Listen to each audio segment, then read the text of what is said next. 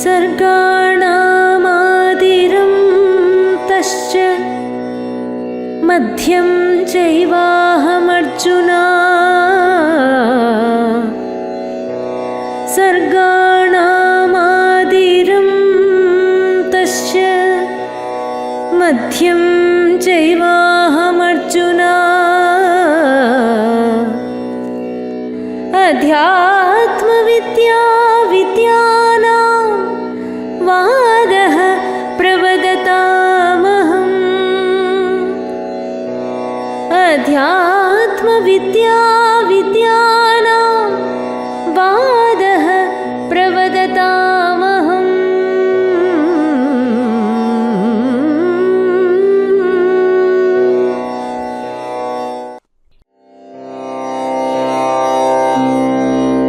वेदाहं समतीतानि वर्तमानानि चार्जुन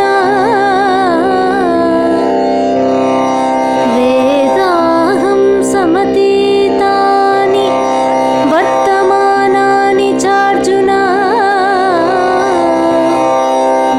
भविष्याणि च भूतानि भविष्याणि च भूतानि मां तु वेद न कश्चन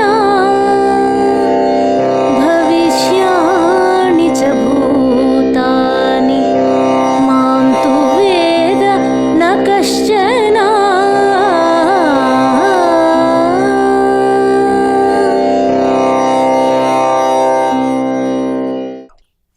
ఓం శాంతి. శ్రీమద్ భగవద్గీత తత్వాభిలాషులందరికీ నమస్సుమాంజలి. భగవాను వాచ తమసోమా జ్యోతిర్గమయ ఈ కార్యక్రమానికి పునః స్వాగతం, సుస్వాగతం. పరమాత్మ లేక భగవంతుడి అసాధారణ గుణాలు అన్న ప్రధాన అంశంపై మేము గత 19 ఎపిసోడ్స్లో భగవంతుడి 5 అసాధారణ గుణాలను 100కి 100 పాళ్ళు గీత బహిర్గతము చేసిన సాక్ష్యాలు లేక రుజువుల ఆధారంగా ధృవీకరించడం జరిగింది. గత ఎపిసోడ్లో భగవంతుడు ఒక్కరే జ్ఞానసాగరుడు అన్న అంశంపై వర్తమానంలో ఈ భూమండలంపై నివసిస్తున్న 800 కోట్ల మనుషులలో అత్యంత నీచ నికృష్ట భ్రష్టకర్మల ద్వారా మహాపాపులుగా ముద్రవేయబడిన వారు సైతము పాపాల ఊబి నుండి పూర్తిగా బయటపడి పుణ్యాత్ములు లేక ధర్మాత్ములుగా పరివర్తన చెందడానికి జ్ఞానసాగరుడైన భగవంతుడు ఎటువంటి మార్గదర్శక సూత్రాలను నిర్దేశించడం జరిగింది. ఈ ప్రశ్నకు సమాధానాన్ని 4వ అధ్యాయంలోని 36వ శ్లోకము, 9వ అధ్యాయంలోని 30 మరియు 31 ఈ 3 శ్లోకాలు వెల్లడి చేసిన లోతైన తత్వము ఆధారముగా విపులముగా చర్చించడం జరిగింది. ఈ ఎపిసోడ్లో భగవంతుడు ఒక్కరే జ్ఞానసాగరుడు అన్న అంశంపై చర్చని కొనసాగిస్తూ ధార్మిక మరియు ఆధ్యాత్మిక జగత్తులో ఉత్పన్నమై అనేక ప్రశ్నలు, సంశయాలు, సందేహాలు, అపోహలను నివృత్తి చేసుకోవడానికి వర్తమానములోని భక్తులకు జ్ఞానసాగరుడైన భగవంతుడు ఎటువంటి ఆదేశాన్ని ఇవ్వడం జరిగింది. ఈ ప్రశ్నకు సమాధానాన్ని గీతలో 2 అద్భుతము మరియు అద్వితీయమైన శ్లోకాలు వెల్లడి చేసిన లోతైన తత్వము ఆధారముగా విపులముగా చర్చించబోతున్నాము. గీతా ప్రేమికులు మరియు గీతా ప్రచారకులు ప్రత్యేక శ్రద్ధ వహించాలి. ఈ సందర్భంగా గీతలోని 7వ అధ్యాయంలోని 2వ శ్లోకము ద్వారా సాక్షాత్తు భగవంతుడు చేసిన ఒక నిర్ద్వంద్వ ప్రకటనను మీ అందరి దృష్టికి మరొక మారు తీసుకుని వస్తున్నాము. బుద్ధినేత్రాన్ని జాగృతి చేసుకున్నట్లయితే ఈ విషయం స్పష్టమవుతుంది. భగవాను వాచ నేను గీతలోని 574 భగవాను వాచ శ్లోకాల మాధ్యమముగా సంపూర్ణ ఆధ్యాత్మిక జ్ఞానము మరియు ఆ జ్ఞానాన్ని జీవితంలో ఆచరణ లేక అనుభవంలోకి తీసుకుని వచ్చే విజ్ఞానాన్ని వెల్లడించడం జరిగింది. ఎవరైతే ఈ జ్ఞానము మరియు విజ్ఞానము అంటే నాలెడ్జ్ అండ్ విజ్డమ్ను ప్రాప్తి చేసుకుంటారో వారికి ఈ జగత్తులో ఇంకా ఎటువంటి జ్ఞానముతో పని లేదు. ఈ సందర్భంగా ప్రతి ఒక్కరూ గుర్తుంచుకోవలసిన అత్యంత గుహ్య మరియు గంభీరమైన విషయం ఏమిటంటే, ఎప్పుడైతే సమస్త మానవ సృష్టికి భగవంతుడు ఒక్కరే మరియు భగవంతుడు ఒక్కరే పరమ సత్యము అంటే God is one and God alone is absolute truth అన్న నిగూఢ సత్యాన్ని అర్థం చేసుకుని అంగీకరిస్తామో వారి ద్వారా 7వ అధ్యాయంలోని 2వ శ్లోకములో బహిర్గతము చేయబడిన ఈ ప్రకటనను ఎట్టి పరిస్థితుల్లోనూ విస్మరించడము కానీ తేలికగా తీసుకోవడము కానీ చేయకూడదు. వర్తమానంలో ఈ పుడమి మీద ఉన్న 800 కోట్ల మనుషుల హృదయాలలో ఏవైతే సంశయాలు, సందేహాలు, అపోహలు, ప్రశ్నలు తలెత్తుతాయో వాటన్నిటికీ సత్యము, సంపూర్ణము మరియు ఖచ్చితమైన సమాధానాలను అందించే బాధ్యత కేవలము జ్ఞానసాగరుడైన ఆ ఒక్క భగవంతుడిపైనే ఉంటుంది.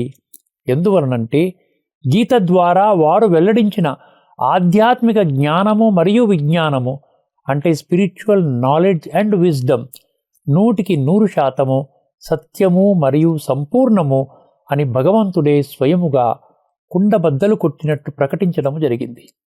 మరొక ముఖ్య విషయం, భగవంతుడు స్వయముగా పలికిన మహావాక్యాలు కేవలము గీతలోని 574 భగవానువాచ శ్లోకాలలో తప్ప ఇంకెక్కడా లభించవు. కాబట్టి వర్తమాన ధార్మిక మరియు ఆధ్యాత్మిక జగత్తులో ఉదయించే సర్వ ప్రశ్నలకు సమాధానాలు కేవలము గీతలోని ఈ 574 భగవానువాచ శ్లోకాలలో మాత్రమే శోధించవలసి ఉంటుంది. ఎవరు అంగీకరించినా లేక అంగీకరించకపోయినా ఇది తిరుగులేని మరియు తిరస్కరించలేని సత్యము. ఈ నిగూఢ సత్యాన్ని గీతా ప్రేమికులు మరియు గీతా ప్రచారకులు కనీసం ఇప్పటికైనా అత్యంత తీవ్రమైన విషయముగా పరిగణించాలి. ఇప్పుడు వర్తమాన ధార్మిక మరియు ఆధ్యాత్మిక జగత్తులో ఉదయించే అనేక ప్రశ్నలలో కొన్ని ముఖ్యమైన వాటిని పరిశీలిద్దాం. మొదటి ప్రశ్న, మానవ జన్మ అత్యంత దుర్లభము అన్న భావన వర్తమానములోని గీతా ప్రేమికులు, గీతా ప్రచారకులు మరియు భక్తుల మదిలో దృఢముగా నెలకొని ఉన్నది. పశుపక్ష్యాది 84 లక్షల యోనులలో ప్రవేశించిన పిమ్మట ఒక్క మనిషి జన్మ లభిస్తుంది అని భావిస్తారు. కేవలము మనుషులకు మాత్రమే భగవంతుడు బుద్ధినేత్రాన్ని ప్రసాదించడం జరిగింది. అంటే మంచి చెడు, ధర్మము అధర్మము, సత్యము అసత్యము మధ్య ఉన్న స్పష్టమైన భేదాన్ని గుర్తించే విచక్షణాజ్ఞానము కేవలము మనుషుల దగ్గరే ఉన్నది. అటువంటప్పుడు వర్తమానములోని మనుషులు అత్యంత విలువైన ఈ జీవితాన్ని కేవలము తినడము, త్రాగడము, నిద్రించడము, డబ్బు సంపాదించడము మరియు భౌతిక ఇంద్రియ సుఖాలను భోగించడం కొరకు మాత్రమే వినియోగించడానికి కారణం ఏమిటి? రెండవ ప్రశ్న, నేటి సమాజంలో ధార్మికము మరియు ఆధ్యాత్మికము అన్న 2 పదాలు విస్తృతంగా వాడుకలో ఉన్నాయి. ఈ రెండింటి అర్థము ఒకటేనా లేక వేరువేరా? ఒకవేళ వేరువేరైనట్లయితే ఆ రెండింటి అర్థము మరియు వాటి మధ్య గల స్పష్టమైన భేదం ఏమిటి? మూడో ప్రశ్న, త్వమేవ మాతా చ పితా త్వమేవ, హెవెన్లీ గాడ్ ఫాదర్, ఏక్ ఓంకార్, అల్లాహు అక్బర్ అన్న పదాల ఉచ్చారణ ద్వారా ఈ సమస్త మానవ సృష్టికి భగవంతుడు ఒక్కరే మరియు వారే సర్వుల సద్గతిదాత మరియు తల్లి తండ్రి అన్న దృఢ విశ్వాసాన్ని వివిధ మతాలకు చెందిన భక్తులు వారి వారి ప్రార్థనలలో వ్యక్తపరుస్తారు. కానీ ఆ ఒక్క భగవంతుడి యొక్క సంపూర్ణ పరిచయము అంటే వారి యొక్క నామ, రూప, దేశ, కాల, గుణ, కర్తవ్య మరియు సంబంధము ఇప్పటి వరకు గ్రహించలేకపోవడానికి కారణం ఏమిటి? నాలుగవ ప్రశ్న, 84 లక్షల ప్రాణులలో భగవంతుడు కేవలము మనుషులకు మాత్రమే దివ్య బుద్ధి అంటే మంచి చెడు, ధర్మము అధర్మము, సత్యము అసత్యము మధ్య ఉన్న వ్యత్యాసాన్ని గుర్తించే విచక్షణా శక్తిని ప్రసాదించడం జరిగింది. కానీ సంభ్రమాశ్చర్యాలకు గురి చేసే విషయం ఏమిటంటే ఏ భగవంతుడైతే మనుషులకు బుద్ధినేత్రాన్ని ఒక వరముగా ప్రసాదించడం జరిగిందో ఆ భగవంతుడి వాస్తవిక స్వరూపాన్ని అర్థం చేసుకునే విషయంలో వర్తమానములోని మనుషులు బుద్ధినేత్రాన్ని మూసుకొని 100% అంధవిశ్వాసము లేక మూఢవిశ్వాసములో వారి అత్యంత విలువైన జీవితాలను వృధా చేసుకుంటున్నారు. ఈ విధమైన మనుషుల విచిత్రకరమైన ప్రవర్తనకు ఏదైనా బలమైన కారణం ఉన్నదా?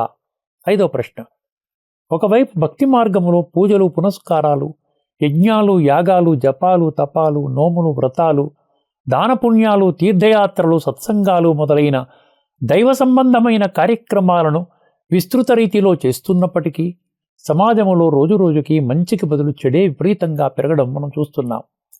అన్ని వర్గాల ప్రజలు అశాంతి, దుఃఖము, టెన్షన్స్, సమస్యలు, రోగాలతో సతమతమవుతూ వాటి నుండి సమూలముగా దూరము చేసుకునే మార్గము ఈ రోజుకి కూడా గ్రహించలేకపోవడానికి గల కారణమేమిటి? ఆరో ప్రశ్న, వర్తమానములోని మనుషులలో స్వర్గము మరియు నరకము గురించి అనేక అపోహలు ఉన్నాయి. స్వర్గము ఆకాశం పైన ఉంటుందని మరియు నరకము పాతాళములో ఉంటుందని దృఢంగా విశ్వసిస్తారు. అదే విధముగా స్వర్గములో దేవతలు మరియు నరకములో రాక్షసులు ఉంటారన్న భావన కూడా నెలకొని ఉన్నది. ఇదే కాకుండా చనిపోయిన వారు స్వర్గస్థులయ్యారు అన్న భావన కూడా వర్తమానములోని ప్రజలలో విస్తృతంగా వ్యాపించి ఉన్నది. ఈ విధమైన భావనలలో ఎంత సత్యం ఉన్నది? వర్తమానములో మనుషులకు అందుబాటులోనున్న ఏ ధార్మిక గ్రంథము లేక శాస్త్రములో స్వర్గము మరియు నరకము గురించి స్పష్టత ఇవ్వబడింది? 7వ ప్రశ్న, మనుషులు చనిపోయిన తరువాత మరలా వారికి మనిషి జన్మ లభిస్తుందా లేక పశువులు, పక్షులు, క్రిమి కీటకాదులలో పుడతారా? 8వ ప్రశ్న, సర్వే జనాః సుఖినో భవంతు, లోకా సమస్తా సుఖినో భవంతు, సర్వమానవ సౌభ్రాతృత్వము అంటే యూనివర్సల్ బ్రదర్హుడ్, వసుదైవ కుటుంబకము అంటే one God one world family అన్న భిన్నత్వములో ఏకత్వాన్ని ప్రబోధించే నినాదాలను 100% కేవలం ఉచ్చరించడానికి మాత్రమే పరిమితము చేయడానికి గల కారణం ఏమిటి? ఒకవైపు ఆ నినాదాలపై పరిపూర్ణ విశ్వాసం ఉంచుతూ మరొక వైపు ఎవరికి వారే యమునా తీరే అన్న చందమున కులము, మతము, వర్ణము, వర్గము, రంగు, రూపు, జాతి, లింగము, భాష, దేశము మొదలైన విధముగా నేటి సమాజము ముక్కలు చెక్కలు అవ్వడానికి కారణం ఏమిటి? 9వ ప్రశ్న, if character is lost everything is lost అంటే చరిత్ర పోతే మొత్తం పోయినట్లే, మరియు హెల్త్ ఈజ్ వెల్త్ అంటే ఆరోగ్యమే మహాభాగ్యము. ఈ నినాదాలపై పరిపూర్ణ విశ్వాసం ఉంచినప్పటికీ క్యారెక్టర్ బిల్డింగ్ అంటే చరిత్ర నిర్మాణానికి కానీ సంపూర్ణ ఆరోగ్యాన్ని పెంపొందించుకోవడానికి కానీ వర్తమాన సమాజములోని మనుషులు ఎటువంటి ప్రాధాన్యతను ఇవ్వడము లేదు. పర్యవసానముగా వర్తమాన సమాజములో రోజు రోజుకు చరిత్రవంతుల కంటే చరిత్రహీనుల సంఖ్య మరియు ఆరోగ్యవంతుల కంటే రోగుల సంఖ్య విపరీత ధోరణిలో పెరుగుతుంది. ఈ విధముగా జీవితాలను వక్రమార్గములో నడిపించడానికి కారణాలు ఏమిటో ఎప్పుడైనా ఆలోచించారా? 10వ ప్రశ్న, వర్తమానములోని భక్తులు వారు నమ్ముకున్న దైవం ముందు శిరసు వంచి నమస్కరించడము, సాష్టాంగ నమస్కారము చేయడము మరియు యానికానిచ పాపాని జన్మాంతర కృతానిచ అంటూ 3 సార్లు ప్రదక్షిణ చేయడము, ఇటువంటి ప్రక్రియలను ఆచరిస్తున్న వారు సైతము మేము ఇక నుండి ఎట్టి పరిస్థితిలోనూ పాపాలు చేయకూడదు అన్న సంకల్పము వారిలో కలగకపోవడమే కాకుండా ఆశ్చర్యాన్ని కలిగించే విషయం ఏమిటంటే ఇదివరకు కంటే అత్యంత తీవ్ర స్థాయిలో హీనాతిహీనమైన కర్మలు చేస్తున్నారు. నేటి మనిషి యొక్క ఈ విచిత్రమైన ప్రవర్తనకు కారణం ఏదై ఉంటుంది? 11వ ప్రశ్న, శ్రీమద్ భగవద్గీత సర్వశాస్త్రమై శిరోమణిగా గౌరవింపబడిన ఏకైక గ్రంథము. అంటే ఈ పొడిమి మీద మనుషులకు అందుబాటులోనున్న వివిధ మతాలకు చెందిన ధార్మిక గ్రంథాలు లేక శాస్త్రాలకు గీత తల్లి వంటిది మరియు సర్వశ్రేష్టమైనది. గీతామాతగా గీతా మందిరాలను నిర్మించుకుని గీతను అత్యంత భక్తి శ్రద్ధలతో పూజిస్తారు. సర్వశాస్త్రాలలో కేవలం గీతాశాస్త్రం యొక్క జన్మదినమును గీతా జయంతిగా ప్రతి సంవత్సరము చాలా పెద్ద ఎత్తున జరుపుకుంటారు. కానీ ఆశ్చర్యాన్ని కలిగించే విషయం ఏమిటంటే వర్తమానములో గీత కంటే ఇతర ధర్మ గ్రంథాలు లేక శాస్త్రాలకు అత్యధిక ప్రాధాన్యతను ఇవ్వడం జరుగుతుంది. దీనికి గల కారణం ఏమిటి? 12వ ప్రశ్న, వర్తమానములో మనుషులకు అందుబాటులోనున్న సర్వ మత గ్రంథాలు లేక శాస్త్రాలను కేవలం పఠన, పారాయణ, శ్రవణ మరియు ప్రచారానికి మాత్రమే పరిమితం చేస్తున్నారు కానీ ఆచరణకు ఎటువంటి ప్రాధాన్యతను ఇవ్వడం లేదు. దీనికి గల కారణం ఏమిటి? అసలు ఈ విశ్వములో ఆచరణకు ప్రాధాన్యతను ఇచ్చే గ్రంథమే లేదా? ఒకవేళ ఉన్నట్లయితే దాని పేరు ఏమిటి? అది ఎక్కడ లభిస్తుంది? 13వ ప్రశ్న, ఈ పొడిమి మీద ఉన్న 800 కోట్ల మనుషులు జీవితకాలము మనశ్శాంతి అంటే పీస్ ఆఫ్ మైండ్ దీని కొరకు పరుగులు పెడుతున్నారు. మరియు మరణం సంభవించినప్పుడు ఆత్మశాంతి అంటే may his soul rest in peace అని వారి బంధుమిత్రులు ప్రార్థనలు చేస్తుంటారు. కానీ ఆశ్చర్యాన్ని కలిగించే విషయం ఏమిటంటే వారికి మనసు గురించి కానీ ఆత్మ గురించి కానీ ఎటువంటి పరిజ్ఞానము లేదు మరియు పొందే ప్రయత్నము కూడా చేయడం లేదు. దీనికి ప్రత్యేక కారణాలు ఏవైనా ఉన్నాయా? ఉంటే అవి ఏమిటి? 14వ ప్రశ్న, వర్తమాన సమయములో భక్తులు భగవంతుడిగా భావిస్తున్న దైవముతో సంబంధము కేవలము కొన్ని క్షణాలు, నిమిషాలు, గంటలకు లేక రోజులకు పరిమితం చేస్తున్నారు, కానీ భగవంతుడి తోడు నీడ నిరంతరము ఉండాలి అన్న కోరిక వారికి కలగకపోవడానికి ఏదైనా బలమైన కారణం ఉన్నదా? భగవంతుడితో సంబంధము సదా ఉండనవసరము లేదు అని ఏ ధర్మగ్రంథము కానీ శాస్త్రము కానీ చెప్పిందా? 15వ ప్రశ్న.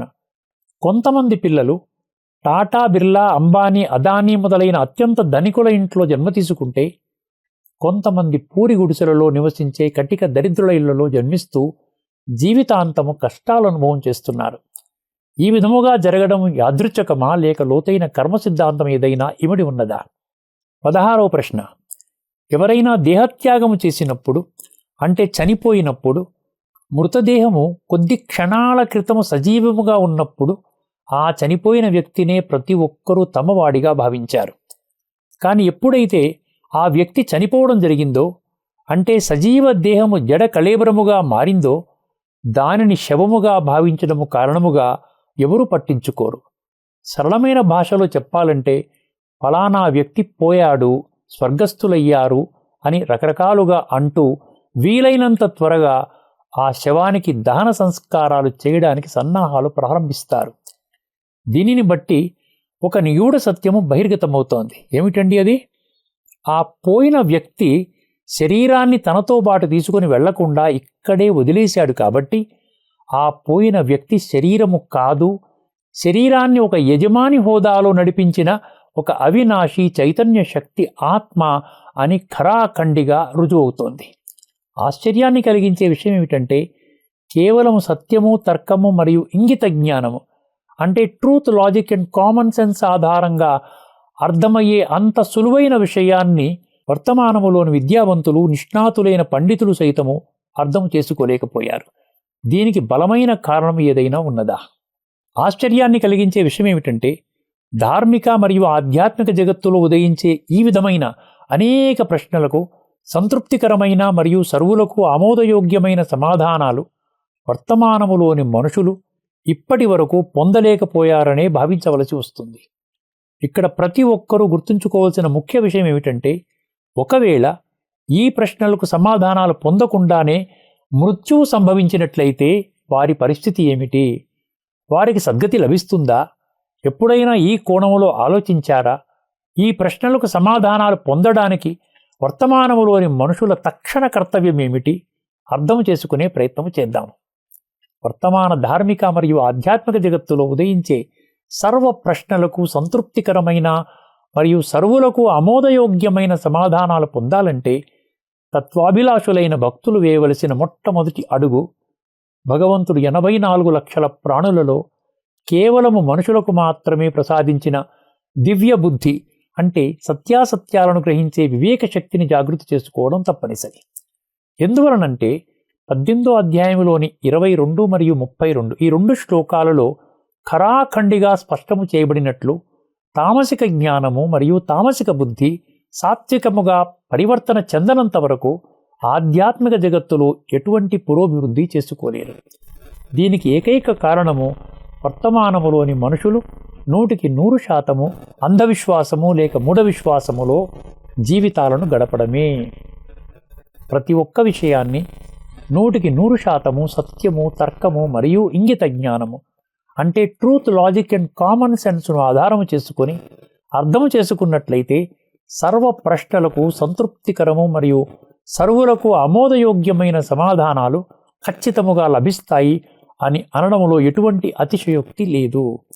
దాని కొరకు ముందుగా 10వ అధ్యాయంలోని 32వ శ్లోకములో అధ్యాత్మ విద్యా విజ్ఞానమన్న పంక్తి కుండబద్దలు కొట్టినట్లు స్పష్టము చేసిన విధముగా వర్తమానములోని అత్యధిక సంఖ్యలోని గీతా ప్రేమికులు, గీతా ప్రచారకులు మరియు భక్తులు భావిస్తున్నట్లు గీత కేవలము ఒక మతానికి మాత్రమే సంబంధించిన ధార్మిక గ్రంథముగా కాకుండా వర్తమానములో ఈ పొడమి మీద ఉన్న 800 కోట్ల మనుషుల ఆధ్యాత్మిక జాగృతి మరియు ఉత్థానము కొరకు నిర్దేశించబడిన ఒక అద్భుతమైన మరియు అద్వితీయమైన ఆధ్యాత్మిక గ్రంథముగా గుర్తించడము అనివార్యము. ఈ విస్తృత చర్చను దృష్టిలో పెట్టుకుని గీతలోని 4వ అధ్యాయంలోని 41 మరియు 42 ఈ 2 శ్లోకాలు వెల్లడి చేసిన లోతైన తత్వాన్ని అర్థం చేసుకునే ప్రయత్నం చేద్దాం. ముందుగా 4వ అధ్యాయంలోని 41వ శ్లోకాన్ని పరిశీలిద్దాం. ఈ శ్లోకము వెల్లడి చేసిన తత్వాన్ని చర్చించే ముందు ఒకసారి ఆ శ్లోకాన్ని విందాం. యోగ సన్యస్త కర్మాణం జ్ఞాన సంఛిన్న సంశయం యోగ సన్యస్త కర్మాణం జ్ఞాన సంఛిన్న సంశయం ఆత్మవంతం న కర్మాణి ఆత్మవంతం న కర్మాణి నిబధ్నంతి ధనంజయ ఆత్మవంతం న కర్మాణి నిబధ్నంతి ధనంజయ.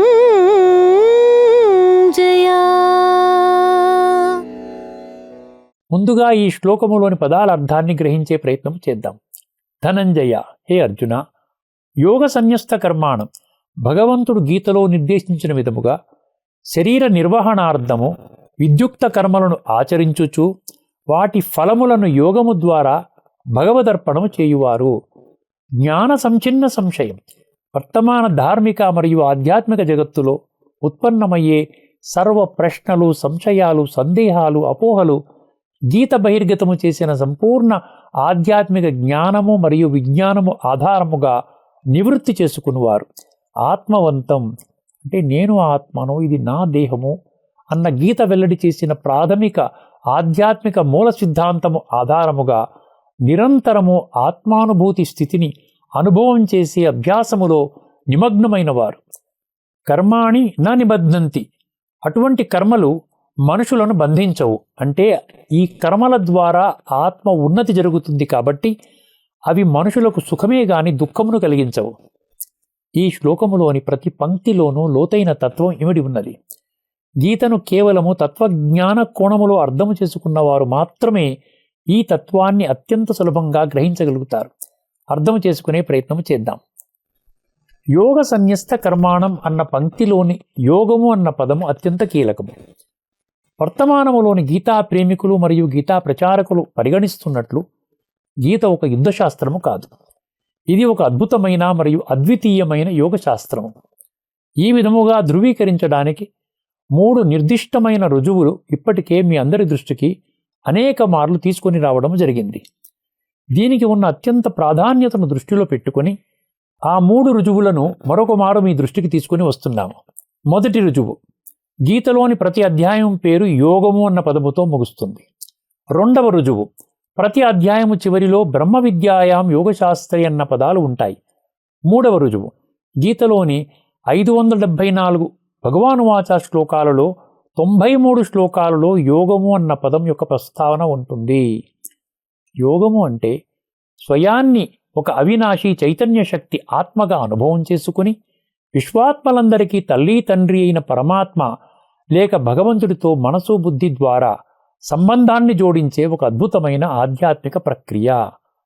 ఇది సర్వోన్నతము మరియు సర్వశ్రేష్టము కాబట్టి భగవంతుడు దీనిని రాజయోగముగా అభివర్ణించడం జరిగింది. అంటే వర్తమానములో మనుషులకు అందుబాటులోనున్న అనేక రకాల యోగాలకు ఇది రాజు వంటిది. యోగము అన్న పదములో దాగి ఉన్న ఈ నిగూఢ సత్యాన్ని గ్రహించిన వారు మాత్రమే ఈ శ్లోకములోని ఆత్మవంతం, యోగ సన్యస్త కర్మాణం మరియు కర్మాణి న నిబధ్నంతి అన్న పంక్తులలో ఇమిడి ఉన్న లోతైన తత్వాన్ని క్షుణ్ణంగా గ్రహించగలుగుతారు. అర్థం చేసుకునే ప్రయత్నం చేద్దాము. ఇక్కడ ఆత్మవంతం అన్న పదము అత్యంత కీలకము. ఆత్మవంతం అంటే నేను దేహము అన్న భ్రమ లేక భ్రాంతిని విడిచి నేను ఆత్మను, ఇది నా దేహము అన్న సూక్ష్మ అనుభూతిలో పరమాత్మ లేక భగవంతుడిని నిరంతరము స్మృతి చేస్తూ 4వ అధ్యాయంలోని 8వ శ్లోకములోని ధర్మ సంస్థాపనార్థాయ సంభవామి యుగే యుగే అన్న పంక్తి ద్వారా స్పష్టము చేయబడిన భగవంతుడి వాగ్దానానికి అనుగుణంగా వర్తమాన ఈ భూమండలంపై భగవంతుడి ధర్మ సంస్థాపన కర్తవ్యాన్ని సమర్థించే కర్మలను చేయడమే కాకుండా ఆ కర్మల ఫలాన్ని భగవంతుడికి అర్పణము చేయాలి. యోగ సన్యస్త కర్మాణం అన్న పదాలు ఈ నిగూఢ సత్యాన్ని ఘంటాపథంగా స్పష్టము చేస్తున్నాయి. కేవలము అటువంటి శ్రేష్ఠ కర్మల ద్వారా మాత్రమే జన్మ జన్మలుగా ఆత్మలో నిక్షిప్తము కాబడిన తామసిక సంస్కారాలు సాత్వికంగా పరివర్తన చెందుతాయి, అనగా ఆత్మ శుద్ధి జరుగుతుంది. కర్మాణి ననిబధ్నంతి అన్న పంక్తి స్పష్టము చేసినట్లు భగవంతుడు 7వ అధ్యాయంలోని 19వ శ్లోకములో స్పష్టము చేసిన విధముగా వర్తమాన క్లిష్ట సమయాన్ని దృష్టిలో పెట్టుకొని కేవలము ఆత్మశుద్ధి చేసుకునే లక్ష్యముతో చేసే కర్మలు మాత్రమే ఆత్మని బంధించవు. అంటే అటువంటి కర్మలు చేసేవారు దుఃఖమును పొందరు. కర్మాణి న నిబధ్నంతి అన్న పంక్తి ఈ నిగూఢ సత్యాన్ని కరాఖండిగా స్పష్టము చేస్తుంది. జ్ఞాన సంచిన్న సంశయం, ఈ యొక్క పంక్తిని పరిశీలిద్దాము. ధార్మిక మరియు ఆధ్యాత్మిక జగత్తులో ఉదయించే అనేక ప్రశ్నలు లేక సంశయాలను మనం ప్రారంభములో చర్చించడం జరిగింది. వీటిని కేవలము భగవంతుడు గీతలోని 574 భగవానువాచ శ్లోకాలలో వెల్లడి కాబడిన సంపూర్ణ ఆధ్యాత్మిక జ్ఞానము మరియు విజ్ఞానము అంటే complete spiritual knowledge and wisdom ఆధారంగా మాత్రమే నివృత్తి జరుగుతుంది. దీని కొరకు ఎటువంటి ప్రత్యామ్నాయ మార్గాలు లేక షార్ట్ కట్స్ లేవు. ఈ విస్తృత చర్చను దృష్టిలో పెట్టుకున్నట్లయితే ఈ శ్లోకం వెల్లడి చేసిన గుహ్య మరియు గంభీరమైన తత్వము అత్యంత సులభముగా బోధపడుతుంది. అర్థం చేసుకునే ప్రయత్నం చేద్దాం. భగవానువాచ, భగవంతుడు గీతలో 574 భగవానువాచ శ్లోకాల మాధ్యమముగా వెల్లడించిన సంపూర్ణ ఆధ్యాత్మిక జ్ఞానము మరియు విజ్ఞానాన్ని తత్వజ్ఞాన కోణములో అర్థము చేసుకున్న అతి కొద్ది సంఖ్యలోని తత్వాభిలాషులైన భక్తులు మాత్రమే గీతాసారము హింసాత్మక యుద్ధము కాదు, రాజయోగము అన్న నిగూఢ సత్యాన్ని గుర్తిస్తారు. ఆ విధముగా గుర్తించిన వారు మాత్రమే ధార్మిక మరియు ఆధ్యాత్మిక జగత్తులో ఉదయించే సర్వ ప్రశ్నలు, సందేహాలు, అపోహలు మరియు సంశయాలను సంపూర్ణముగా నివృత్తి చేసుకుంటారు.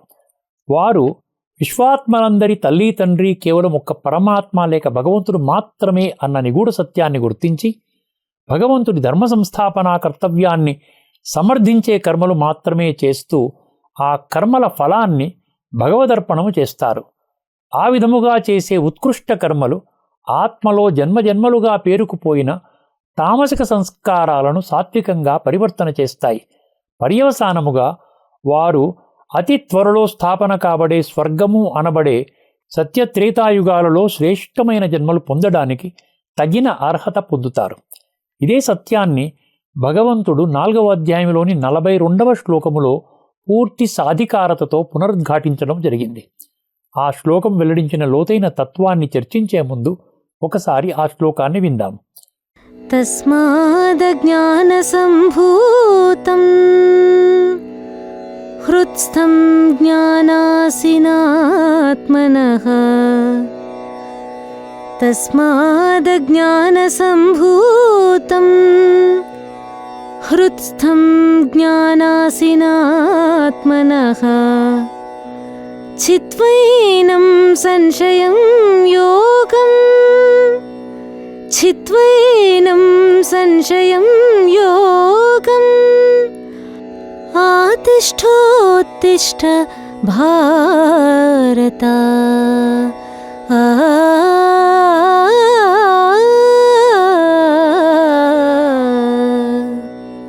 ముందుగా ఈ శ్లోకములోని పదాల అర్థాన్ని తెలుసుకుందాం. తస్మాత్ అంటే అందువలన, భారత అంటే ఓ అర్జున, హృత్స్థం అంటే హృదయమునందు నెలకొని ఉన్న, అజ్ఞాన సంభూతం అజ్ఞానము కారణముగా జనించిన, ఏనం ఈ యొక్క, ఆత్మనః స్వయములో ఉద్భవించిన, సంశయం అంటే సందేహాలు లేక సంశయాలు, జ్ఞాన అంటే జ్ఞానమనే, అసిన ఖడ్గముచే, చిత్వ ఛేదించి, యోగం అంటే రాజయోగము అంటే మనసు బుద్ధి ద్వారా పరమాత్మ లేక భగవంతుడితో సంబంధాన్ని జోడించే ప్రక్రియ ద్వారా, ఆతిష్ట యోగానుభూతి స్థితిని పొంది, ఉత్తిష్ట ఆత్మశుద్ధి చేసే పని ప్రారంభించడానికి తక్షణమే సన్నద్ధుడవు కమ్ము. 4వ అధ్యాయంలోని 41వ శ్లోకములోని విస్తృత చర్చను దృష్టిలో పెట్టుకున్నట్లయితే ఈ శ్లోకం వెల్లడించిన లోతైన తత్వము అత్యంత సులభంగా బోధపడుతుంది. అర్థం చేసుకునే ప్రయత్నం చేద్దాం.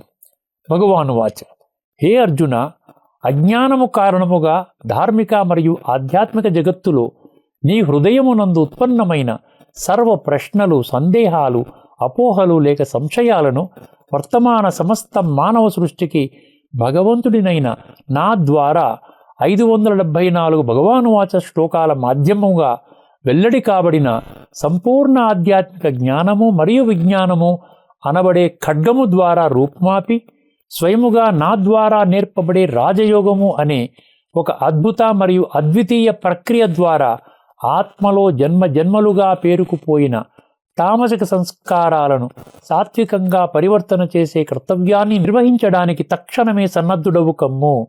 ఇదే నా సంతానమైన వర్తమానములోని 800 కోట్ల మనుషులకు నేను ఇచ్చే ఖచ్చితమైన సందేశము లేక ఆదేశము.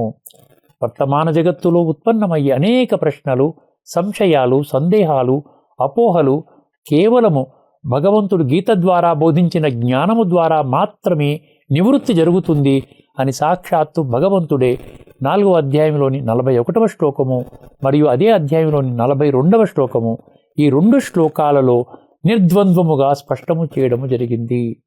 7వ అధ్యాయంలోని 3వ శ్లోకము మరియు అదే అధ్యాయంలోని 19వ శ్లోకం ఈ 2 శ్లోకాలలో ఘంటాపదంగా స్పష్టము చేసినట్లు వర్తమానములోని 800 కోట్ల మనుషులలో కేవలము అతి కొద్ది సంఖ్యలోని తత్వాభిలాషులైన భక్తులు మాత్రమే ఈ నిగూఢ రహస్యాలను, గీతను తత్వజ్ఞాన కోణములో అర్థము చేసుకోవడము ద్వారా భగవంతుడి ఆదేశాన్ని అత్యంత తీవ్రమైన విషయముగా పరిగణించి జీవితములో ఆచరణ లేక అనుభవం చేయడానికి శక్తిశాలి అడుగులు వేస్తారు.